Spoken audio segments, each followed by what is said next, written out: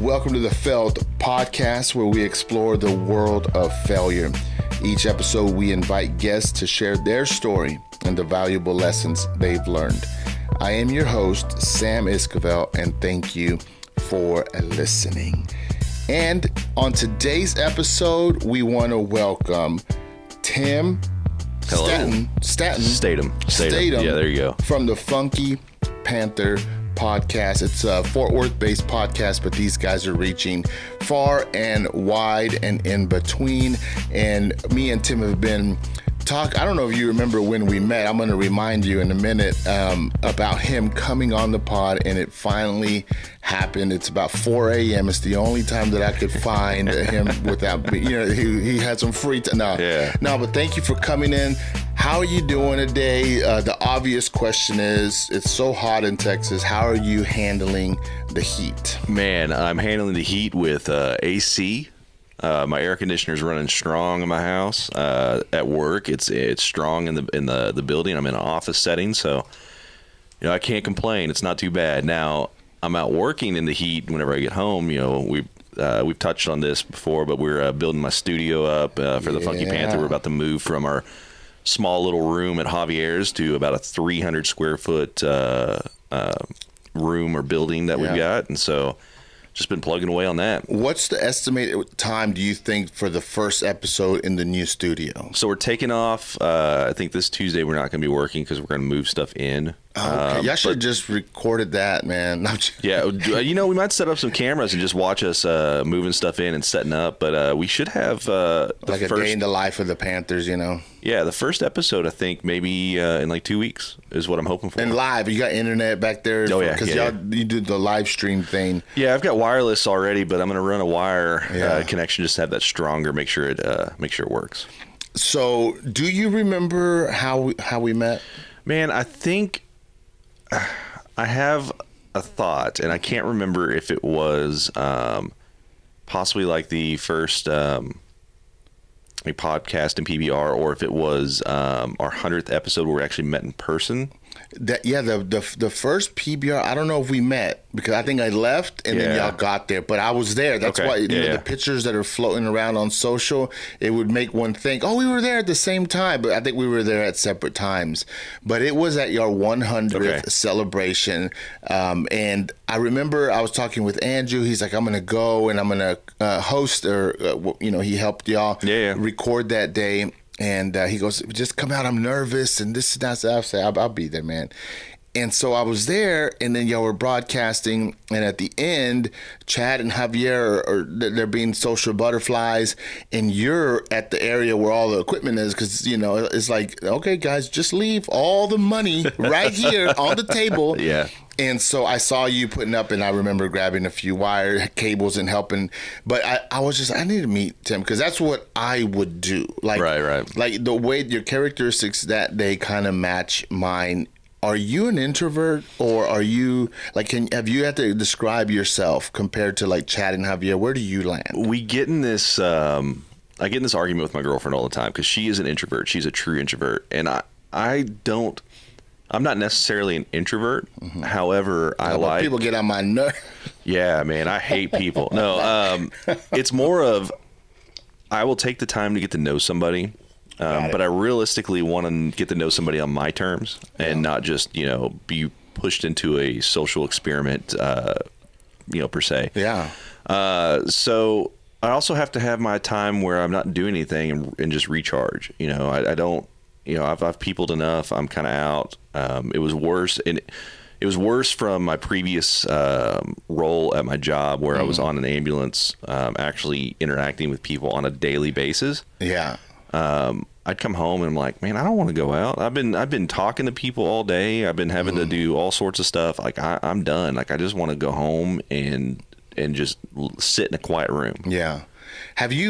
Do you consider yourself a good conversationalist? Like before, obviously the ambulance job forced you to communicate with people, and then now you're doing the Funky Panther. But before that, did you kind of see you in those two roles, or did you have to just step into it because they were in front of you? No, I mean, I think working my it's not really my first job, but my first real job was actually working at Best Buy in consumer electronic sales. Yeah. And so I think that kind of pushed me into that where I can, have these conversations with people. But as a kid, man, I wouldn't shut up. My mom, man, we'd be in church and I would have to tell my mom something, and she'd get mad at me, and then she'd take me back, out back and give me a stern talking to, let's just say that. And we'd come back into the auditorium at church, and no sooner than like 2 minutes later, I'd be like poking her, like, I need to tell you something. Like, I don't learn my lesson. I can't shut up. The problem though is that I've got ADHD. Okay. And one of the things is whenever someone's talking to me, my brain's like 3 words ahead of you. Yeah. And I'm thinking of what I need to say. It's very interesting on today's pod because I'm usually 3 words ahead as well, but I'm going to do 5. I'm going to be 5 words ahead. And we're going to see how this dynamic works because I see you running the board on the Funky Panther. You're obviously thinking, what are your co-hosts going to do next? And then they're kind of more like just they're thinking about what they need to do. And I can see your head working. I can see like, I'm waiting, I'm about to talk. And then you have your own segment where you do the news. How does that affect when you're sharing and what's it called? ADHD. Yeah. Man, they'll throw me off, so those guys like to, it's funny. All 3 of us we all 3 have a form of ADHD. So Chad's more of he gets very like, has to go, can't shut his brain down. Okay. Mine's more of, I'll get hyper focused on a project and neglect other things, and my time management skills aren't necessarily that great. Javier just has to blurt out the first thing that comes out of his mouth. And so with that, whenever I'm doing a segment, which we've now transitioned away from that, we're doing a little bit different now. Yeah. But whenever I'm doing my segment and they'll blurt out, they'll screw with me, and I'm like, I don't know how to recover, Yeah.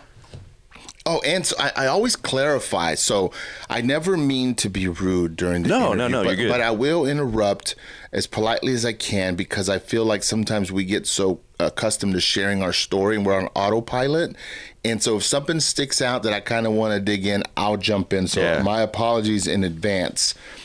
Let's go ahead and just jump right into your past. What was your childhood like? And could you share a fond memory or something of significance in your early years that that you bring up whenever someone says, "What's a life lesson? What's something from the past that makes Tim now?" Is there something that jumps out? Yeah. So, my childhood, my dad was the sole provider. Mom she did some cleaning jobs and stuff like that. Then she ended up working as an instructional aide at the elementary school that I went to. And so I grew up before school, spending a lot of time with my grandmother. She'd keep me while my mom was cleaning houses and stuff like that. My dad was at work. And so I had learned a lot from that lady. Yeah. Grew up in the Great Depression. So she was an old, so my dad is old. Okay. And so I'm 38. My dad is 83. Wow. So had me later in his life, right? Yeah. And so, therefore, my grandmother was quite a bit older, too. But she had stories about, she lost her first tooth riding in a covered wagon, that kind of stuff. Her dad got, a Model T Ford. Yeah. And was trying to tell it to whoa because he's so used to, working horses. Uh-huh. And he forgot to press the brake pedal and ran through the barn.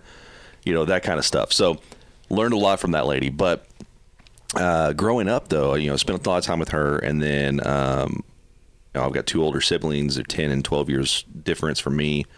So not really having that sibling dynamic. Yeah. I was, so I kind of had that only child vibe. But the one thing that I did figure out early on is that I had a temper. Really? Man, I would just get boiling. I'd get lit up and mad, and there was nothing that you could do to slow me down. So is there a outburst or something that you remember or that your parents were frustrated in handling and you still didn't realize till now, man, I really gave him a hard time because I was mad or angry? Man, it wasn't so much that. I would think more that middle school, high school, I wasn't driving yet. I remember this. Yeah. I wasn't driving yet. I had a bike. I had this BMX bike. And I remember getting into this big, just knockdown fight with my mom. And her and I have similar personalities. Yeah. And so we would clash a lot. And I remember just, you know what, basically screw it, I'm done. Left the house, got on the bike, rode around. I grew up in River Oaks, so I rode around River Oaks for like, I don't know, it seemed like hours before I came back. That way, and I was calmed down by then. Got grounded, you know. But I look back at those times and I'm like, you know what? And this is gonna be so cliche, but you like get older and you look back at your parents, you're like, oh yeah, they were probably right about this stuff. Yeah. But I can't even remember what the fight was about. I just remember that experience, right? Yeah. And so one of the big things that I learned as I got older is, you know, my temper is going to get me in trouble. My temper is going to get me in jail. That, like, seriously, like whenever after high school, I realized very quickly, like, I can't have these outbursts like this, because if I do, I'm going to end up doing something because I can't control myself, and I'm going to wind up in jail very easily. So is there a time whenever that attitude backfired on you and you got in a fight, you lost a friend, or you got sent to the principal's office? When did it start clicking that it was going to interfere? Man, I remember I got into a fight with a kid, and he was about 200 pounds heavier than I am. And so we talked about this right before we started recording, but I was 6'2". I was actually about 6'3". I've shrunk just a little bit over the years. But I was about 6'3" and about 130 pounds. So I was a tall, skinny kid, right? Middle school, high school? Into high school, yeah. Wow. Like I didn't start putting on weight until after high school. I got into it with a kid that was about 200 pounds heavier than I am. Yeah. And so that was pretty much it. I was like, man, I can't just pop off at whoever. Well, okay. Being different in middle school into high school, it just makes us a target. Okay. Yeah, so for everyone, it's different. For me, it was like Latino. Maybe my English wasn't good. It's always something. Sure. And so you were tall and kind of narrow. Did it cause any bullying? Did it cause any friction between everyone else that was shorter? And what were the challenges that came with standing out? Not just being tall, but like standing out. So I was expected to play basketball. That was number one. I played basketball from the time I was like 5 years old up until, I don't know, like 13, 14 years old. Yeah. But I remember whenever I went into the 6th grade, I already stood out. And I remember the 8th grade, there was a couple of 8th grade kids. And my locker happened to be in the 8th grade hallway. Mm-hmm. And so it was just like prime target. I'm brand new at the school, in the middle school. These kids are older than I am. And so, yeah, man, they relentlessly, every time I dreaded going to the locker, I carried my books everywhere with me instead of putting them in my locker because, I didn't want to go over there and deal with it. What's funny, though, is I look back at that time and I'm like, those kids had a terrible home life. Yeah, it's like, always a reflection. People's behavior is a reflection of their home life at that age. Like, I see it now, and I've seen a couple of one guy that was involved with it, he cleaned up a little bit, but, he lost his life about 2 years after he graduated from high school. And then one of the guys, I see him ride around on a bicycle around town because he doesn't have any other means of transportation. Yeah. And I went to a convenience store, and he's back there in one of those like little one-armed bandit casino game things at some of those like hood gas stations. Oh yeah, yeah. And he's back there just playing that, and he looks like he's all cracked out. And I'm like, man, yeah. I feel bad. I feel bad for him. What are some things about being tall that maybe when you were young you kind of hated, and then now that obviously there's a lot of people that are tall around, but you still stand above a lot of people. Sure. But that you appreciate now, or that you wish you would have appreciated back then. Man, I used to hate having to I was always, hey, can you grab this for me?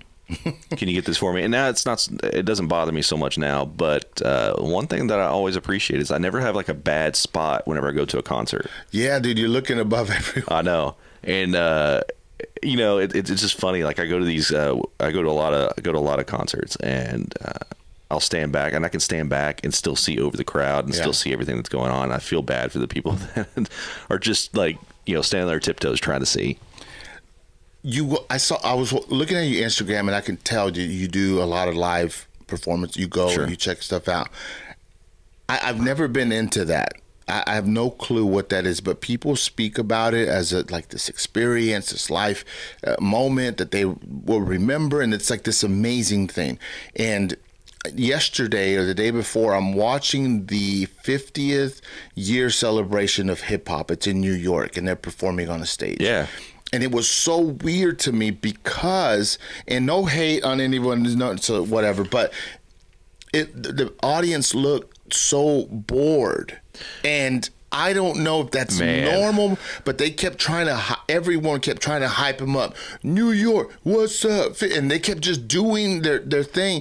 And it's like they weren't present in comparison to, here you go, and I've seen a Taylor Swift concert, right? And it's just like bonkers, dude. Like, they moved the scale for earthquakes in one of their concerts recently. That's how loud and how much vibration comes out of that performance.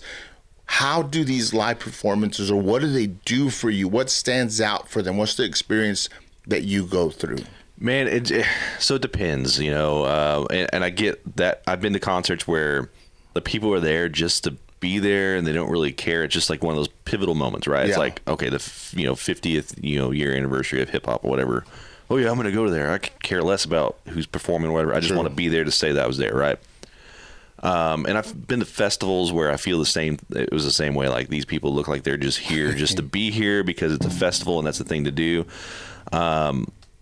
Versus whenever I typically go to a show, I'm going to a show of a band that I really actually enjoy, and I truly like their performance, and I like them on stage and everything. Or Lance from Emo Otaku is dragging me along to something that he wants to go to, and I'm like, cool, I'm down with it. So I'm always down to go to a show. He goes to all these hardcore punk shows, stuff like that. Yeah. And so I love going to that. I grew up listening to that kind of music too. And so we'll go to these performances, and a lot of those bands, the crowd's there to see them, and it's very electrifying. And you just get this energy. You see the energy that they're putting out on the stage. Yeah. The crowd's feeling it. I've been to bands where the sound system was terrible, but it was still such a good, enjoyable experience because of just how intense and how much passion these people have in their craft, right? But then I've also been to national acts, and I was just like, y'all are just up there for a paycheck at this point. So it just varies, man.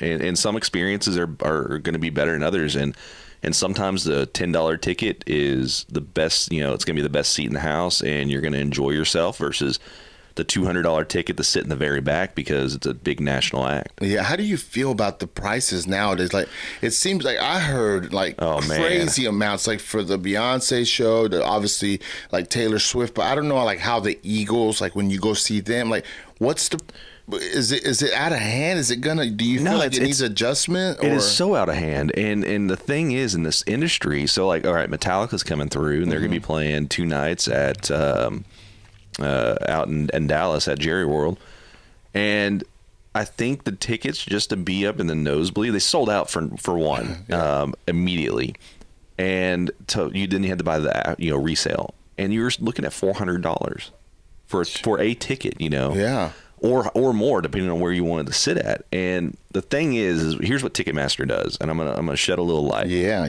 So Ticketmaster is they sell the tickets, right? But they also do resale, and there's a lot of bands. Metallica actually is one of them that was caught doing this. They would buy a bunch of their tickets up, and then turn around and flip them themselves to make that profit. So they sell them originally, and then they're flipping them in the secondary market. That don't even seem right. And there's accusation with like Ticketmaster doing the same thing. Like, and it actually went up through like the, not Supreme Court, but like through Congress and all that. They had a congressional hearing talking about the fair practices of these ticket sales and stuff. But that's nothing new. I mean, they've been doing stuff like that for years. But now with the with internet being a big part of it, you can buy your tickets online. You don't have to go wait in line. I remember whenever I was a kid, you had to go to like an authorized Ticketmaster retailer, or you had to call a number to buy your tickets. And so you'd go, and It seems more fair back then. Like everyone had a chance to get a good seat. Now it's like you'd show up at like Ridgemore Mall at the JCPenney's or whatever because they were an authorized, Ticketmaster. And you had to wait in line, and then so you'd get there early. That way you could get the concert ticket or whatever. Growing up, we all have people who pour into us and help us out. Did you have mentors in your life, or did you have someone significant in your early years that you just I want to know what they taught you and who they were in your life? Man, I learned a lot from my dad. Yeah. He was very present in my life, and kind of a jack of all trades, could do electrical work and plumbing and stuff like that. And so I learned a lot of that stuff from him. Things that you need to know as an adult, right? Yeah. Like, granted, I hate electricity. It freaks me out, but at least I can change an outlet, and I can do some wiring, basic wiring, things like that. So my dad had a really positive influence, and my uncle, so his brother, he passed away, I think we're going on like 8 years now, maybe a little bit longer. But he was the oldest longest living heart transplant recipient in the state of Texas. Really? So he got a heart transplant and lived to be in his 80s. And it wasn't even his heart that caused the problem, it was something else. But anyways, I learned a lot from him. Our birthdays were very close to each other. Mine's 18th of November. His was the 13th of November. And so we celebrated our birthday. He would take me out to dinner as a kid. And so it's moments like that. I listened to him and listened to his life experiences and stuff like that. He was a computer programmer, worked for American Airlines, became a commercial pilot so he developed the software for their flight simulators back in the 80s and 90s. And so to better understand how pilots work and things like that, he went and got his commercial license. Dude, that's so. It's weird how we learn from our dads. Yeah. Because a lot of the lessons we learn from them is from watching. Right. And like, my dad's not a big communicator. I don't know what he would have taught me if he could have communicated some stuff to me. Was your dad able to teach you both ways by what you've seen and what he would like? Would he say, son, don't do this because, and then, he'd give you the big thing? Or how was that learning environment from your dad? It wasn't the communication at all. It was more of watching, and observing. But, the typical dad stuff, he's out there working on something. I'm holding a flashlight and he's like, no, hold it over here, Don't move. Don't move. And now, like, he's older and he really can't do the same things. Now he can give direction and stuff like that, and I'll pick his brain a lot still to this day. Yeah. But man, him and I, it's funny. My girlfriend doesn't want to be in the same room with us if we're working together, because we're just like, he'll say something and I'm like, I know, quit telling me, I understand, I know what I'm doing. You're here for if I have questions right now. I don't have any questions. Quit trying to tell me what to do. And so we just go back and forth at each other, and it's funny, our relationship, and it's the same thing with my mom, mortifies a lot of people because of the way we talk with each other. So the phrase, I know, I mean, it bothers certain generations. Sure. Like I can't even imagine your dad having to listen to you say, I know. Do you ever think I'm going to try not to say I know with him today? Or is it just like, you just can't help it? And I'm asking because there's times whenever I'm talking with individuals and I say, Sam, do not say I know. Yeah. To not limit what they're trying to do or help me with. Have you ever thought about that? Man, I think I do limit the amount, but at some point it just comes out, and it's hard to limit that. And I typically don't do it with new people that I'm meeting or somebody who's like a subject matter expert or something like that. But whenever it comes to things like, you taught me how to do this, I know, I remember, like, it's more of like, I remember you teaching me this. Like, I know how to do this. You taught me this, right? Yeah. I think there's a difference between the two. And I think that he understands that. My mom understands that. I understand that. It's that kind of like, it's just a vernacular that we say to, each other kind of thing. And what's your relationship like with your mom And what are some of the challenges? Because I have aging parents, sure, and my wife does too, and things change when our parents get older, because we become adults, and we're just as stubborn as them. And there's things that we have to deal with what's some challenges that you've had to face with your folks? How's your relationship with your mom? My mom's pretty good. Nothing but love, though, to our parents. No, my mom's pretty good. And she is like a woodworking expert. Really? Oh, she loves it, man. And for Christmas, I can just buy her tools. Like, I can buy her power tools and stuff. Like, is she carving or doing, burning? No, like building things. Yeah, she's like, I built this house. Kind of, yeah, man. Like, so she built a whole greenhouse from scratch. Yeah. She's built tables and various things. Like, yeah, so she loves doing all that stuff. And so like on construction stuff. So she's 12 years or 11 years younger than my dad. So she's in her 70s. But I had her over whenever we were working on the studio. I was like, hey, you've laid this type of flooring before. Come over here. I'm gonna do all the grunt work, but I want you to just like kind of give me some eyes and give me some tips. Things like that. So she's coming over today, and we're gonna knock out a few things. Nice. So we've got a good relationship there, and it's funny. She's stubborn though. I'm stubborn. My dad's stubborn. We're all a house of stubborn people. What's right? the last name? Yeah. So how do you say your last name? Statum? Yeah, Statum. So I thought it was stubborn. It's stubborn. I know, man. It's Statum though. It's not stubborn. It's just funny. So funny, man. Now my dad, he likes to stir things up. That's where I get it from. Like I will say something because I know it's gonna get somebody going, and then I'll just step back and watch them just spin off. And my dad grew up doing the same thing. So is your dad a sports fan? Does he watch? Yeah. Do y'all watch sports together? I wasn't ever so again, ADHD. Yeah. I have a hard time sitting down watching sports on TV. Got it. I can go to, I love going to an actual game though. Yeah. I love going to the people, the movement. It's easy for your mind to process. I'm just I've got all the stimulation going on. I could sit there and focus on that. My dad watches, he likes football, and he watches NASCAR. Like those are he loves auto racing, and he loves football. And so that's on Sundays. That's what he's doing. He's watching football during football season, and then watching NASCAR during their typical season. I enjoy myself. Like we've gone to a few basketball games together, him and I, and I like doing that. But never really a big just sit down and watch sports on a Sunday afternoon. Okay, no, I feel it. I don't have time, but I do enjoy watching stuff every now and then. As far as the soccer goes, do you watch MLS? Lance started getting me into it a little bit, and so do you know about the Messi crave going on right now? What do you have a take on it? Because it seems like people are becoming fans of American soccer, and it's happening now since Messi came over here. Just curious. Okay, so I don't know a whole lot about soccer, and I recently just started kind of watching. And my first game that I watched was I think it was Arsenal. It was an Arsenal match. We were in Oklahoma, and I'm like, okay, cool. And Arsenal is rated pretty high up. Yeah.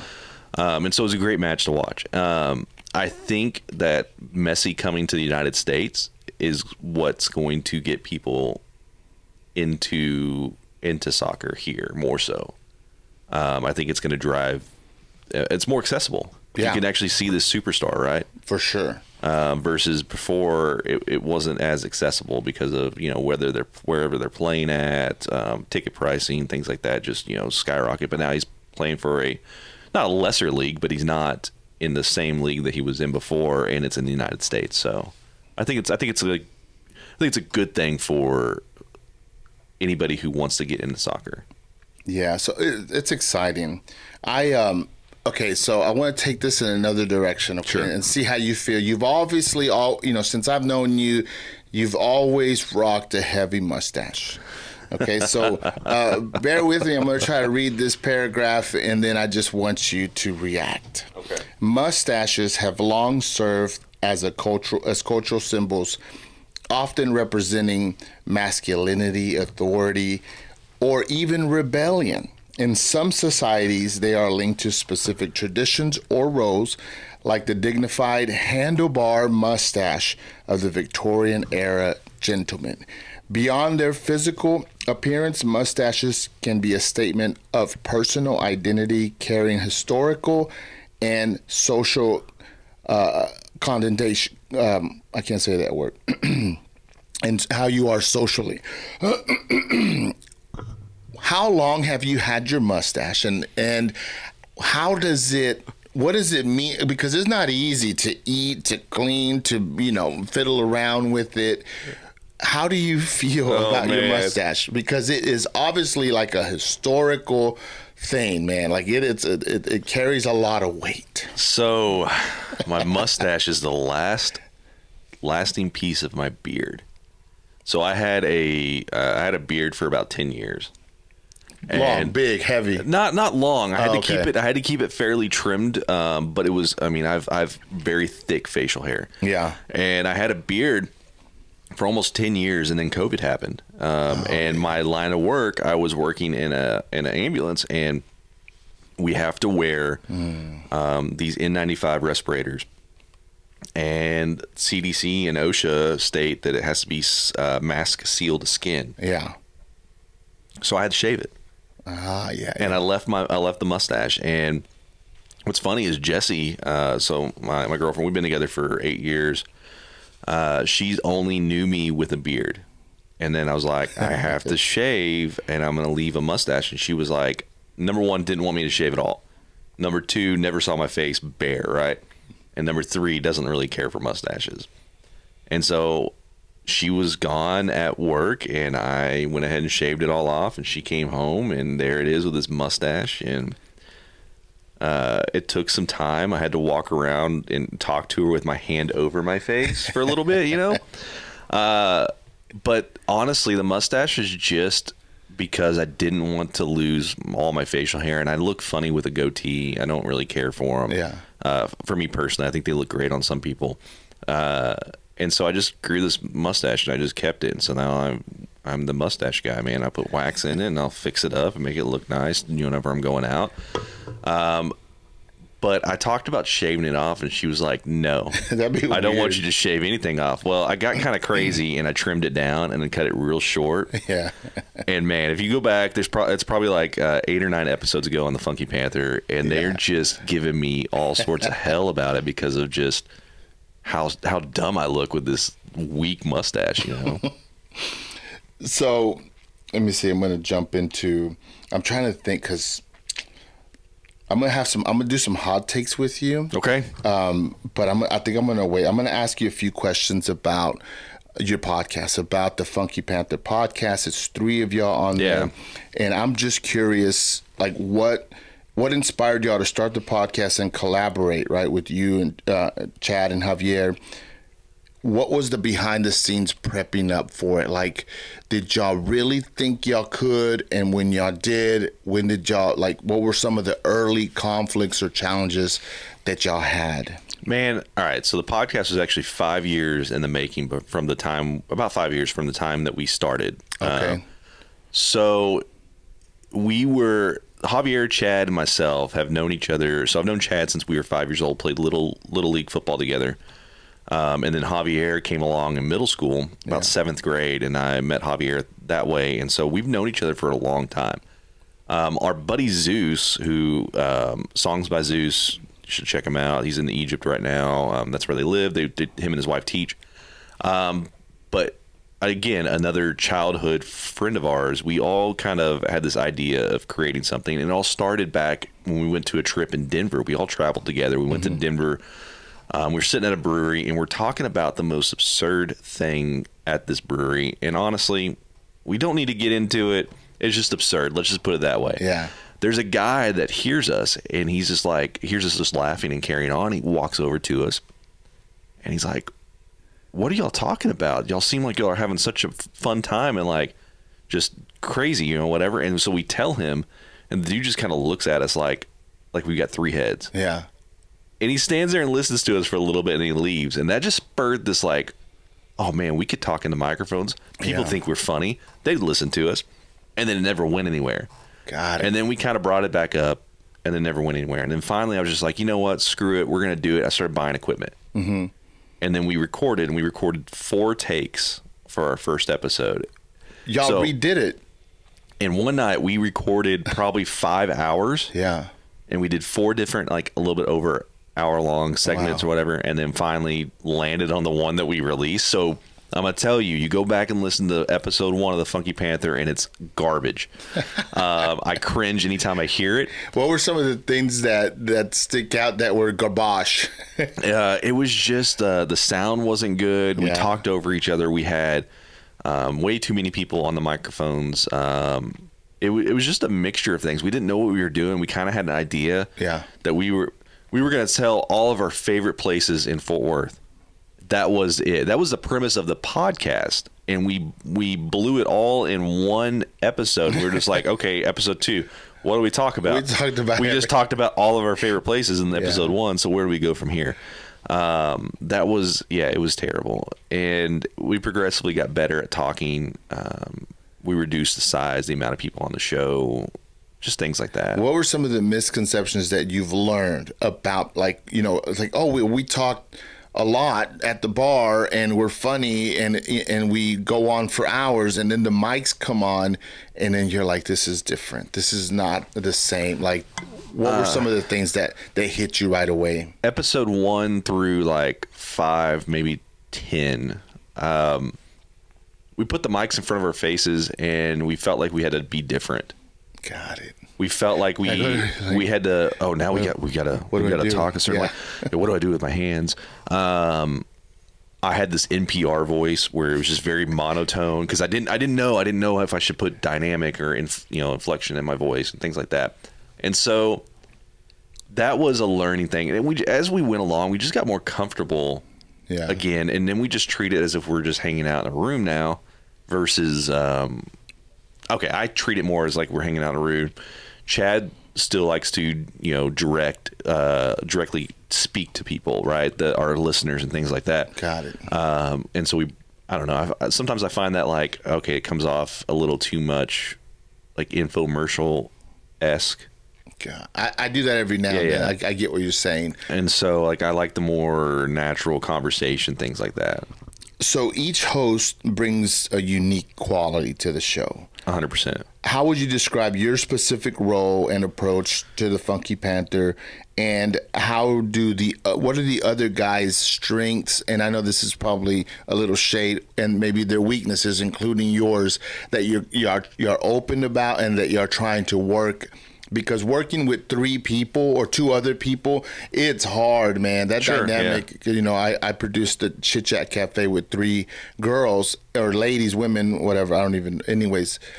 And it's hard, to balance the conversation, to say, do you talk more, help her, you help her, you do, it just is never ending. How have y'all dealt with that, and what do each of y'all bring that you're proud of to the table for the Funky Panther? So I'll start off with Javier. I think Javier brings this is very like natural wild card energy, because you don't know what he's going to say, right? He's going to spout off something. He's got some crazy hot takes that he likes to just, kind of scream out or whatever. But he's really funny. He's very genuine whenever he has these like moments of, especially when we're interviewing somebody, he has these really profound questions that will come up that he wants to know. He's a walking sponge of just like random knowledge. Yeah.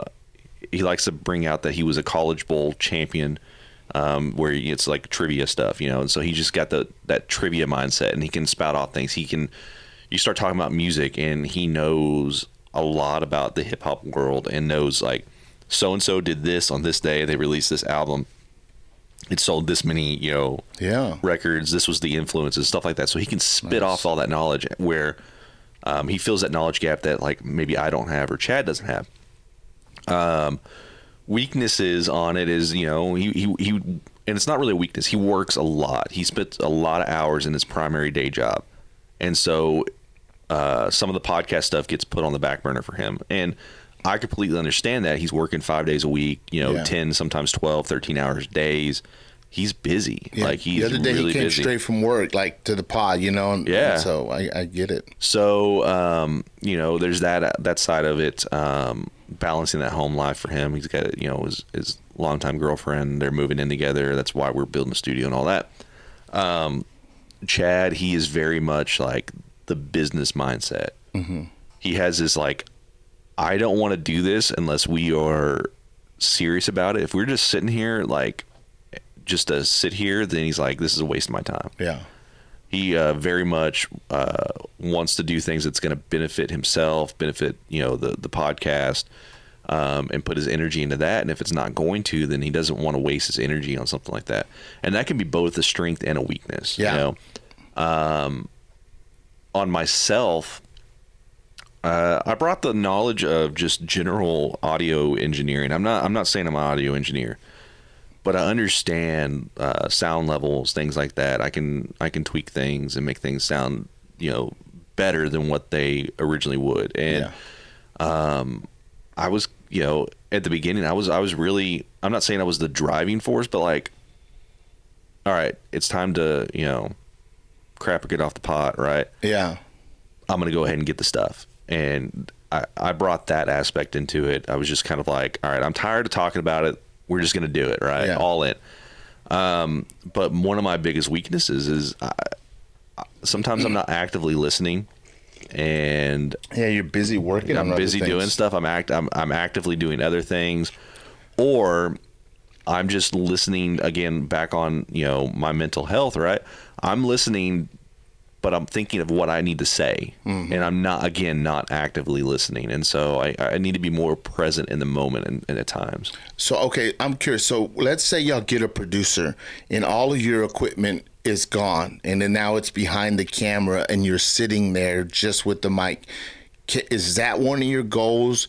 Could you do that? Because I feel like this is like security, you know what I mean, for you, like having all the stuff in front of you. But would that change the dynamic? Is that what you would like? Man, I don't know if it would change the dynamic, but you know, one of the things that we're going to do differently in our new studio is we've got two different places that we're going to record. So we have something similar to this setup right here, where we're going to be sitting in couches and a chair, you know, some chairs, and having these conversations.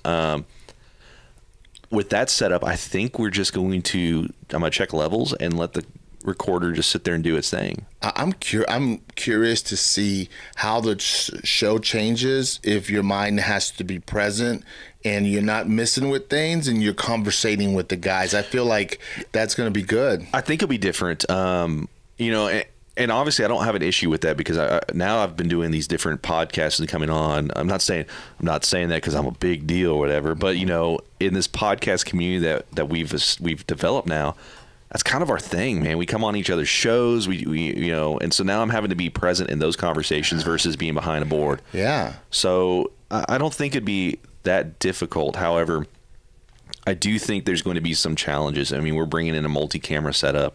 Oh, that's going to be fun. Because we're wanting to up our presence on like YouTube and things like that. Yeah. You know, you see all these big name podcasts, or you see these podcasts that pop up on like TikTok and things like that, and they have that, and we kind of do it a little bit, but they have those multi-camera angles, and they're really making a beautiful shot, and it just helps tell that story or whatever funny thing they're trying to do or whatever, and it's driving, you know, if it looks good and sounds good, then people are going to listen and watch, right?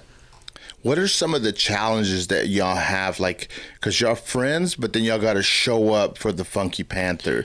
What are like some conflicts, and how do y'all deal with it? Because a lot of guys, or not guys, but just podsters that do shows with multiple people, if they don't fix their issues, it usually causes them to break up. Like, it's just a matter of time. And how have y'all dealt with issues or conflict within y'all three? Man, we haven't had any major conflicts happen per se. I mean, we do have some skirmishes that happen, differences of opinion. Again, you know, I'm really stubborn. I'm going to say it, Chad's stubborn, Javier's stubborn. We're all actually stubborn individuals, and so that can make it a little bit difficult. Yeah. You know, sometimes that we'll just concede to one another just because it keeps the peace or whatever. But we use that, I'm not saying to our advantage, but like, all right, we're going to do this one this way this time, right? But when something else comes up and I want to do it differently, you need to remember that because that's my turn. Yeah. And so a lot of times we'll, you know, there's 3 of us. And so if one of us is out on something and the other 2 are in, then obviously we're going to do it. So it's almost like democracy, right? You know, I don't like doing the stage shows. I don't really care. When we went and did our Tulips thing, that's not my thing, man. I don't like being up on stage doing that. However, the other 2 guys wanted to do it. It's going to be a good opportunity. I see the value in it. I just don't want to do it.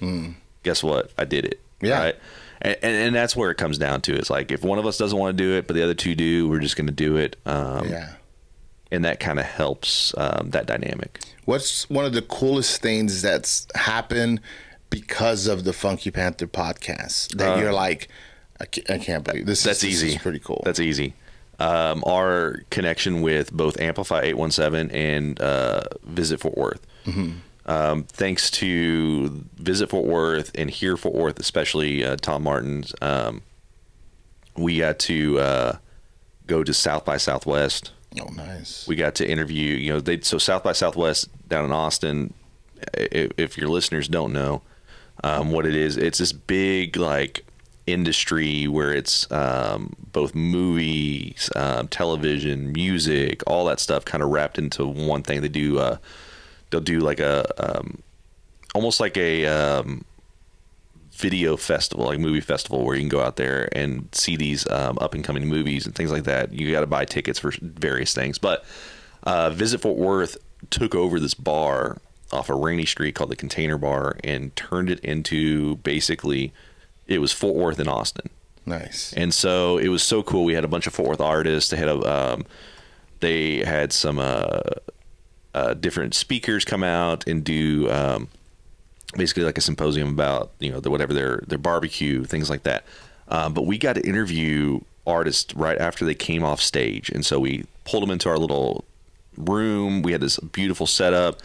We got to talk, get a short interview with them, and then move on to the next one. Yeah. And then we got to spend the weekend down there just drinking TX, because TX was sponsoring it. TX was here as a Fort Worth brand. And so they were there, and so we were drinking TX. We went through not the Funky Panther, but the event itself went through the weekend's worth of TX within just a few hours of activation. So, wow.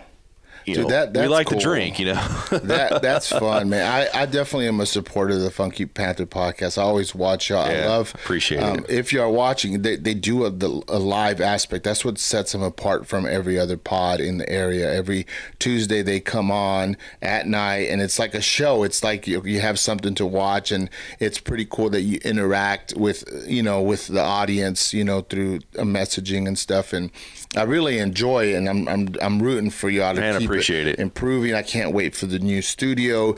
But on the pod, and you said you're changing the format a little bit, but you would do hot takes, you would do news. Sure. And it's every now and then you would get off a whole story. Every now, right. You were like in Fort Worth, and then you would get cut off, and I'm like, well, just say it. So today we're gonna get through some stories, and I just want to get some hot takes. See what you think. So I'll tell you this. This is what I've learned from in the radio aspect. If you're going to be a personality, you have to be all in on whatever your take is. Because that's what brings listens. That's what engages people. Got it. If you're kind of on the fence about it, then it doesn't, whatever. But if I'm like pivotal, like this is a big opinion, and I say it, that brings controversy. It makes people listen. Things like that. I agree. There's people who have hot takes and they go, "Yeah, I don't agree, but I agree," and somehow they cover both ends of it. And I'm like, "No, don't be doing that." Okay, here we go. Tesla boss CEO Elon Musk said on Friday that he plans a cage fight with billionaire rival Mark Zuckerberg. It would be held at an epic location with an ancient Roman theme, as it's going to be in Italy. What do you think about this cage fight between Musk and Zuckerberg? So I know Mark has said he hasn't come out and said he was going to do it. Elon is the one who decided he wanted to do it. We actually talked about this when it first hit, right? I'm just like, I'm buying the pay-per-view. I don't care how much it is. We're going to have a watch party. We're going to do it because I want to watch this, because I love seeing some of the more obscure things in life. And I think this is just, the idea of it's insane. Now, of course, Elon's got to do it up, right? So we're going to go to Italy. I know the Colosseum is out. I knew they were talking about it. He wanted to do it he wanted to do it in, as a gladiator style. And I'm like, dude, that'd be so cool.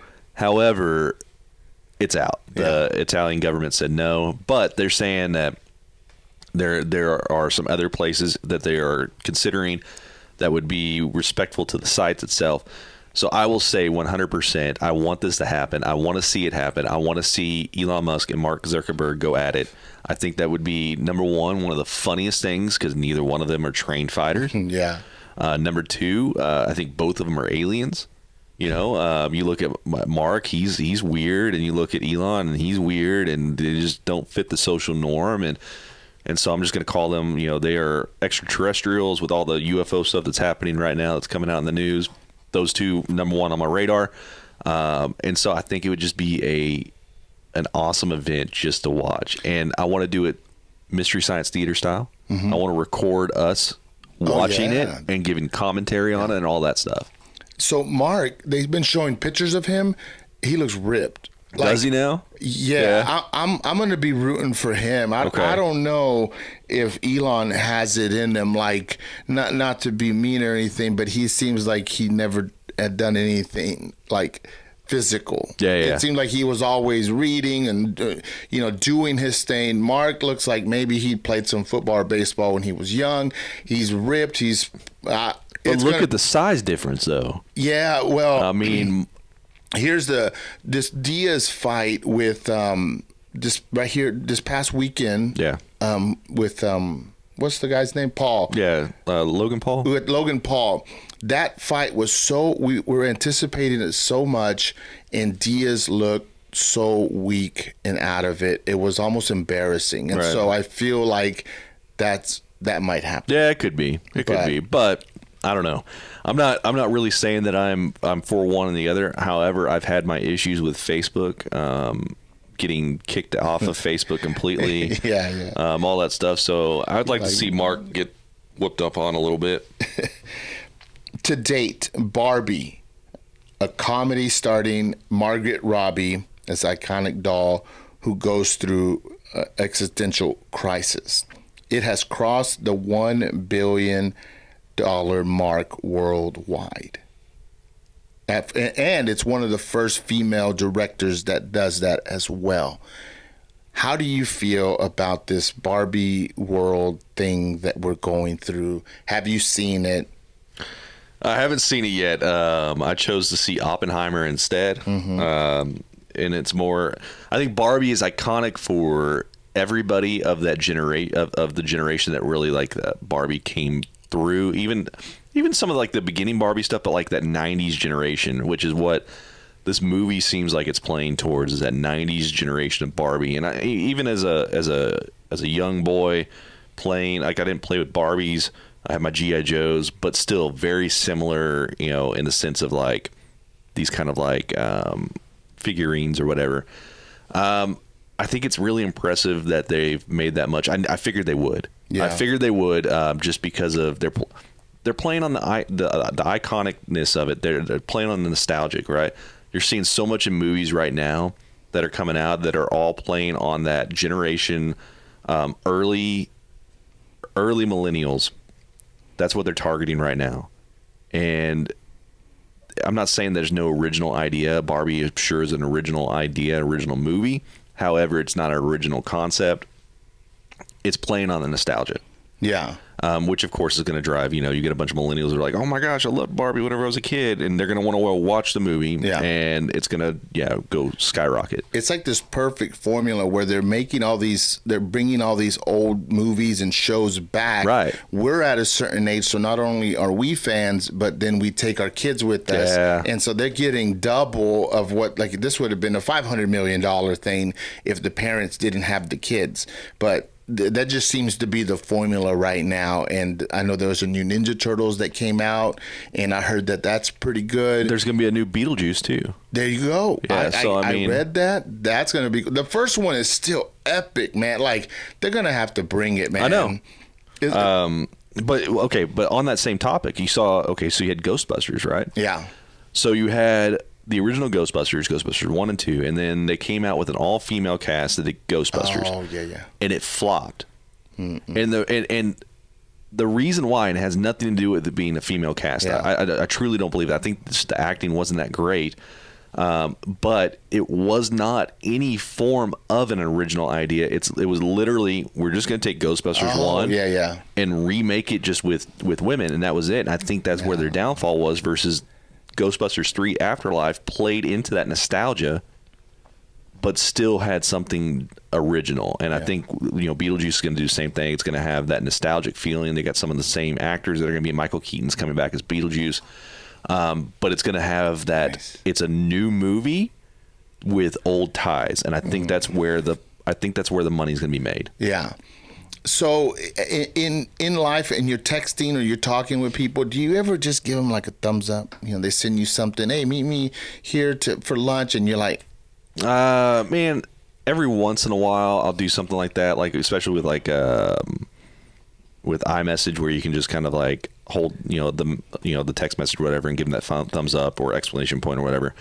I do a little bit. I typically will respond back. Well, good thing it's not a strong habit for you, because a Canadian farmer has been ordered to pay more than $61,000 in damages over an emoji confusion that a judge resolved by ruling that a thumbs up image is enough to accept a contractual terms. Oh man. So he sent him a photo of the contract. The guy said thumbs up. Okay. In my perspective, he said, I see it. Yeah. But it went to court, and the judge said, no, that means you agreed to it. Man, I could see it as like a thumbs up, like, okay, cool, whatever. And more of just like, okay, I read it, that kind of thing. But I could also see like, hey, meet me at this place. We're going to sell this, this, and this. I'm going to buy it at this price, and you give that thumbs up. And I could see that, maybe I didn't mean it as an agreement, but I'm like, okay, cool, I'll meet you there. Yeah. Blah, blah, blah. But I'm not, until we shake hands and write the contract, I'm not agreeing to it. But well, it's a new age. Yeah. And he got a bill. And it reminds me of the Facebook marketplace when people put like chairs and then they put $50 and then you click it and it says $50 each. And there's 4 of them. So really it's $200. Right. Or they write free. And then you click and it says it's not free, but I'm just trying to get eyeballs on it. It's really $300. I'm waiting for something to happen where they hold them to the subtext, to the subtitle. Man, I should start doing that. Yeah, and so they're kind of toying with me because I click on some and I'm like, man, that's kind of shady. That's clickbait. Believe me, I know. Because, I mean, again, with the studio stuff, we're trying to save money. Yeah. So I'm on Facebook Marketplace looking for like, okay, we need furniture, we need this or whatever. Yeah, so I don't like that. Oh, it's terrible. And so the thumbs up, be careful, guys. Like the world's changing, technology is changing the way things, and that was enough to give it a go ahead and go. And he got a big bill for 61. Man, I'm gonna start doing that with my we have a group message with, so there's like I think 10 of us. Yeah. And again, people that we graduated with, we're still friends with, we still see on a pretty regular basis. I'm gonna start saying things and seeing if I can get them to do thumbs up and be like, you agreed to it. Yep. You owe me dinner. Yeah. You owe me a steak. Okay. Well, thank you. We're not done yet. I got a few more questions. Sure. And then we're going to wrap it up. All right. But I just want to say thank you for coming on. I've enjoyed our conversation. I kind of changed the format a little bit. I hope I did okay by I your loved part. it, man. And keep it going. I can't wait for the new studio. Is there anything that you want to plug? Either way, I'm going to put your stuff, the Funky Panther stuff, in the description. But go ahead. How can people find you? What are you working on, or something that's coming up? So you can find me at Instagram. It's at Timsta, TIMSTA 187. Used to be 817. Again, I got kicked off of Meta and all that stuff, so I had to make new things, get new phone numbers, all that fun stuff. So you can find me there. Find us at That Funky Panther. I'll tell you that I'm not really present in my own personal social media platform. I don't post a lot of things. I don't put a lot of pictures up on there. I just don't. But I am more present in our Funky Panther one. If you got any questions, want us to talk about something, you can always hit us up on there, and we'll probably throw it in there. I'm not really working on any major projects right now, other than the studio, trying to get that wrapped up, get some stuff in there, trying to finish up. Just finished up this last semester of school, so that's been keeping me busy. But outside of that, yeah, you can find us both on both those pages. Give us a like, listen, follow us up on YouTube. Again, we're live pretty much every Tuesday, unless we have an off cycle, which sometimes we have to change to a Wednesday night or something like that, which we let everybody know on our social platform. So you have no reason not to tune in. You can find us. You can listen.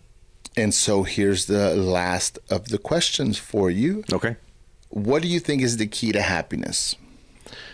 I think the key to happiness is doing things for yourself, not necessarily because somebody thinks you should do something. You do the things because you want to do them. The moment you start doing things because somebody just wants you to do them and you have you don't have all your money into it, you're not going to be happy about it. What do you do? What do you enjoy doing in your free time? Man, whenever I actually have free time, I enjoy playing guitar. I'm not a very good guitar player, but I like, picking up my guitar and playing. I like gaming. I'm a gamer. I enjoy doing that stuff. And then I like, just watching, and learning from YouTube videos and things like that.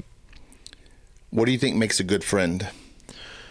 Somebody that respects your space, but also knows when you need something and can read you, because you have that, that similar mindset. I don't want somebody who has the same mindset as me and just is a yes person. I want someone who's going to challenge me, and maybe we'll have some disagreements.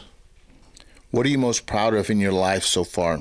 My school accomplishments right now. I was not a very good student growing up. I'm not saying that I am smart, but there was potential that I didn't focus on back whenever I was younger. And now that I'm older, I'm in college again, and I'm just really proud of that, and I'm really proud of the relationships that I've built. What do you hope to achieve in the future? Oh, man, I hope to graduate, finish up with my degree program. I would love to step off into role of into an emergency management. Specifically, I'd like to work for the Texas Department of Emergency Management, or Division of Emergency Management, and have a good retirement plan, man. I want to buy up some houses and have some rental homes and things like that. So nice. That's like kind of like a 5-year plan, and I'd like to retire by the time I'm in my early 50s, where I'm still young enough to go do things, and not to the point where I'm decrepit and having to rely on hospitals and all that stuff. Well, Tim, thank you so much for coming on the Failed podcast. I enjoyed our time together, and I hope that y'all enjoyed this conversation and learned something. And don't forget, subscribe, follow the Failed podcast. Thank you for watching. And you know what I always say, we'll see you on the next one. Thank you, my man. Thanks.